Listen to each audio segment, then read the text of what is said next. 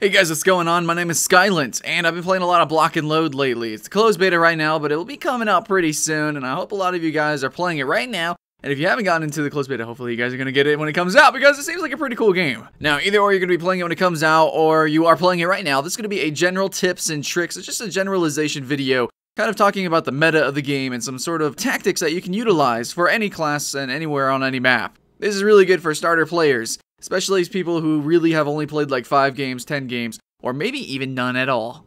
So getting right into our little list here of tips and tricks, I want to talk about the first thing that I think anybody should really learn about Block and Load is that mining is actually extremely important, beneficial to everyone. Not only is it really important to mine out areas for defenses as well, you don't always have to build walls, sometimes you can just carve out moats, and it's really very effective because only Shinobi can climb walls. But what's really important in Block and Load is mining blocks for resources, not just for you personally, but for your team. Now, how do you do this? Well, you can actually mine nodes. You can actually cut down entire castles, entire mountains, and especially small things like trees. It's very important to cut down from the base because you actually remove all of what's above the blocks. This game has physics after all. So if you cut down the base of a tree, the whole tree is going to fall down. If you cut down the base of a mountain or a castle, it's all going to come down. Now, there are specific points in maps which are very easily cut down, and we call these nodes. These connector points to other platforms above it, or other structures. As long as you get the base, as long as you get the node, then boom goes the dynamite. You've just got a bunch of blocks. This is really important for lots of classes who are really too busy building defenses themselves. So if you're a Shinobi especially, Shinobi, your job, instead of just building defenses, is really to go around and mining during the first 5 minutes. But don't get me wrong, any class should really help with those big structures like giant castles, sometimes mountains. Mining is very beneficial for everyone. Everyone can share blocks whenever that happens, and you just need it for turrets, for traps, for big heavy blocks, for mortars. You're going to need it for all your devices. The team with more resources undoubtedly has a bigger advantage. So yeah, a lot about this game is memorization. Memorizing where you can cut down, when you can cut it down, the amount of time it takes, how much resources you get, what you can do with that resources. Yeah, but as long as you understand that fact and you're not just twiddling your thumbs while you have 0 bricks waiting for the wall to come down, then I think you'll be good to go. Our next general tip definitely takes place within the first 5 minutes, and that is going to be on cube defense. One thing that's really popular for new players to do is to completely surround the cube inch by inch with other cubes, with other blocks, big blocks, little blocks, all sorts of different kinds of blocks. The truth is that that's not beneficial in 100% of the situations. Now, I think surrounding the cube is really good when it's about to die and basically like 1 or 2 hits or maybe a bomb explosion. I think it's totally fine to completely surround the cube then with heavy blocks and all sorts of different kinds of blocks that you want to put. But truly, honestly, at the very start of the game, the best defense that you can have is actually leaving your cube open and then having a very large wall and a very large open space within that area around the cube. Because if it's closed in, it's very easy for enemies to come in, burrow themselves in, and it's harder for everyone to shoot them. I think only Eliza's really can hit around blocks because of the gas that she has. So very difficult. Also, a counterpoint is if you are engaging on an enemy cube, it's really strong to surround yourself in blocks because that's just extra defense on you. They have to go through those blocks to hurt you. So you're just consistently doing damage to the cube. And in the end, by the time they kill you, you would have done enough damage.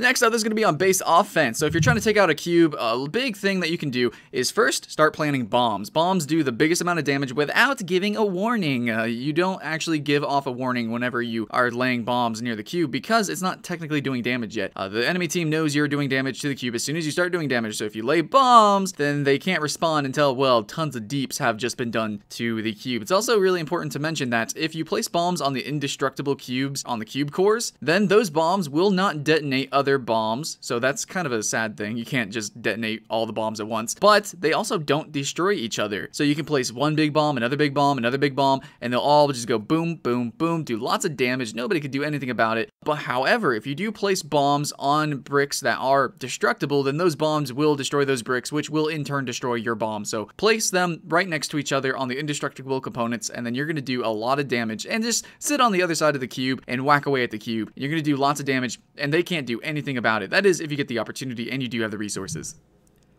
So guys, let's talk about the meta. Yes, there is a meta. Yes, certain characters are going to go in certain positions, and there are reasons for that. Right now we've got 6 characters. Hopefully we'll have more, but I'm not certain if we will. The thing is that there are 5 positions on each team, so one of these characters is going to be left out. That means that in certain situations and certain team compositions, well, you can have a little bit of flavor, a little bit of uniquity, and there is some give and take to this, but for the most part, these 6 classes go as follows. We have Cogwheel, which is offense. You want to be offensive with Cogwheel. Yes, he has big, heavy blocks, and he is really slow, but he does a ton of damage with his mortars. And pretty much, if you're going defense with Cogwheel, you're just simply not doing them correctly. Sarge is a little bit different. Sarge, you can be kind of offensive, kind of defensive, but honestly, he's supposed to fill the same niche as Cogwheel, but at this moment in time, Cogwheel is pretty much a better Sarge. Sarge is probably better for midfield, where he can defend, he can go on offense. So if you want to play Sarge, and you kind of just want to, I don't know, YOLO Q, just jump around, do whatever you want pretty much, Sarge kind of fits that middle ground there. So he kind of fits as a 6th character. Now we have Doc Eliza Doolally. Doolally, I think, is great at defense. Now, I think great at defense, but also, I think she's kind of great at offense as well. I think she's just really well-rounded, just like Sarge. Just a little bit of different kind of playstyle, more CQB based. So Sarge is a little bit more long range based, even though his ability is for CQB and destroying bases. Eliza, going to be a midfielder as well. I think you could probably play her anywhere perfectly fine. You can play her defense and just solely focus on defense, and you'll be totally fine. Now, Tony Toretto. This guy's interesting. You could argue that he could probably be really good on offense, thanks to his ability to let him place blocks faster. And you could do that with bombs. But Tony Toretto, you gotta think about it like this, guys. These classes have to go in certain positions because they have resources, you know? Tony Toretto would be extremely expensive resource-wise if he went offense, constantly placing turrets, having them destroyed instantly. But on defense, he's a lot more efficient. You know, that's the same for all these classes. Cogwheel is very efficient at offense. OP1 Shinobi, very efficient at offense. So yeah, Tony Toretto is extremely efficient at defense and very strong. He can go in other positions, and you can argue that anybody can go anywhere, but Tony Toretto is defense. Now, Nigel. We don't see Nigels in every game. He's actually really strong as a midfielder. Midfielders are people who just kind of walk around and try to kill people. Nigel's not too strong at CQB combat because, well, everyone's faster pretty much. They'll run around and flop around, or they just do more damage like Cogwheel. So Shinobi definitely counters Nigel. Shinobis can destroy even good Nigels. That's just how it is. Rock, paper, scissors. So Nigel's really good at midfield, killing people before they get to the cube. Now, what you want to do is have somebody defensive like a Tony Toretto or an Eliza doing defense on the cube there if they do get past Nigel. So, like I said before, OP1 Shinobi is offense. If you are playing him midfield, you could probably do it and get away with it, maybe. But really, he truly shines offensively. He doesn't want to place any blocks. He doesn't want to just sit in one place at any one time. Now, potentially you can just run around and kill people if you don't have a Nigel, if you don't have a midfielder at all, maybe if you have 2 Shinobis, whatever, but Shinobi truly shines by flanking around. He does do a lot of damage to the cube, guys, don't get me wrong. Now, him in tandem with Cogwheel, your offense is pretty much golden. That's probably going to be the competitive set right there. But there is some give and take, so most of the time you're going to have 2 defense, 2 offense, with 1 midfield.